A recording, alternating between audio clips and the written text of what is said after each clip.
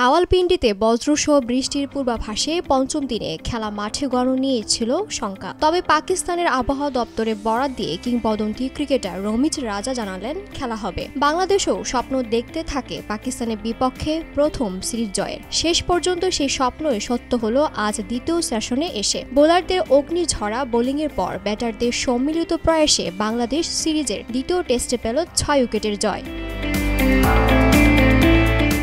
পাকিস্তানের সঙ্গে টেস্ট এলেই বাংলাদেশের স্মৃতিতে উঠে আসে মুলতান টেস্টে হারের দুঃসহ সেই স্মৃতি। দীর্ঘদিন পর সেই হারের ক্ষতে প্রলেপ দিয়েছে রাওয়ালপিন্ডির প্রথম টেস্ট। 10 উইকেটের বিশাল জয় প্রথমবার বাংলাদেশকে এনে দিয়েছে টেস্টে পাকিস্তানকে হারানোর স্বাদ। এবার দ্বিতীয় টেস্টও এলো অসামান্য এক জয়। দিনের শুরুতে 2 উইকেট হারালেও নাজমুল হোসেন শান্ত, মুমিনুল হক আর মুশফিকুর রহিমরা ঠিকই দলকে নিয়ে যান 185 রানের ল্যান্ডমার্কে।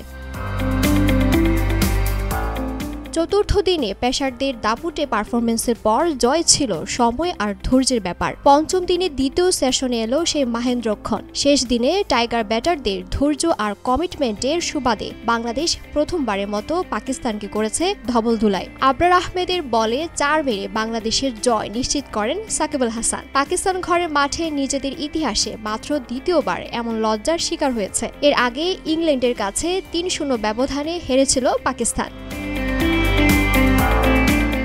দিলরুবা তন্নি, নিউজ ডেস্ক, ভোরের পাতা।